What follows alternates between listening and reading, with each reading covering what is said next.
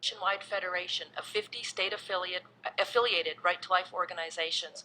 We are the nation's oldest and largest pro-life organization. We find the formal title or marketing label, Women's Health Protection Act, to be highly misleading. The bill is really about just one thing: stripping away from elected lawmakers the ability to provide even the most minimal protections for unborn children at any stage of their development. The proposal is so sweeping and extreme that it would be difficult to capture its full scope in any short title. Calling it the Abortion Without Limits Until Birth Act would be more in line with truth in advertising standards.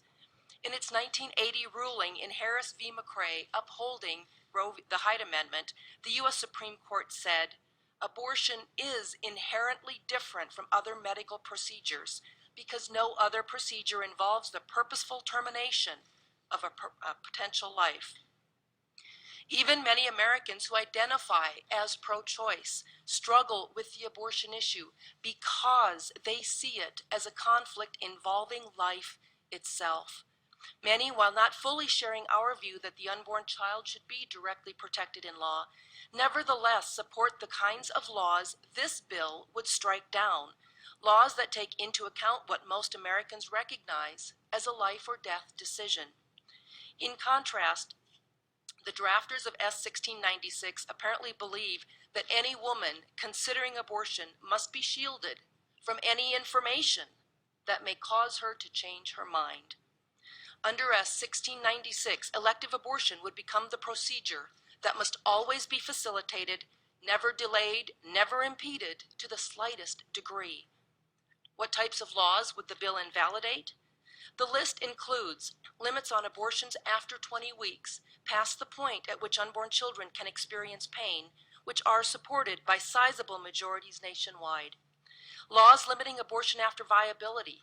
Laws protecting individuals or private medical institutions from being forced to participate in abortion, which about 3/4 of the people support, and which the great majority of states have enacted. Laws requiring that information be provided regarding alternatives to abortion, which 88% of the public supported in a Gallup poll.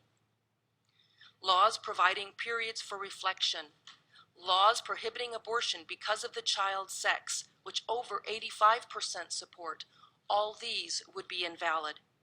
Having failed in many cases to persuade the federal courts to strike down the laws they dislike, the extreme abortion advocates now come to Congress and demand that this federal pro-abortion statutory bulldozer be unleashed to scrape everything flat. The bill would subject any law or government policy that affects the practice of abortion, even indirectly, to an array of sweeping legal tests designed to guarantee that almost none will survive. The general rule would be that any law that specifically regulates abortion would be presumptively invalid. The same would be true of any law that is not abortion specific but has the effect or claimed effect of reducing access to abortion. It is apparent that those who crafted this bill believe that where abortion is involved, immediate access to abortion at any stage of pregnancy is the only thing that matters. Mr. Chairman, in a November interview with the newspaper Roll Call, you said, "As the election approaches, I think the voters are going to want to know where legislators stand on these issues. But to know where every senator stands on S. 1696 would require a vote by the full Senate. By all means, let's see where they stand.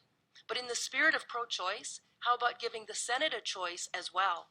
On May 13th, Senator Graham proposed an agreement under which S. 1695, which has 35 co-sponsors, would receive a vote of the full Senate, along with a separate vote on his Pain-Capable Unborn Child Protection Act, S. 1670, which has 41 co-sponsors.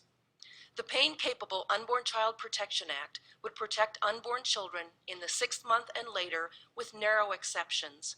By this stage in their development, if not sooner, there is abundant evidence that unborn babies will experience great pain as their arms and legs are wrenched off by brute force in the common second trimester dismemberment procedure known as D&E.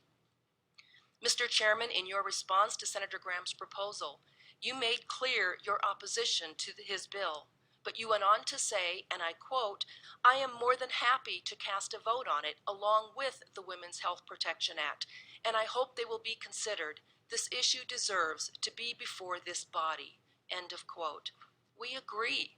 We challenge you and the leadership of the majority party to allow the American people to see where every senator stands on both of these major abortion-related bills. Let the American people see which bill reflects the values of each member of the United States Senate, life or death for unborn children. Thank you. Thank you, Ms. Tobias. Ms. Taylor. Thank you so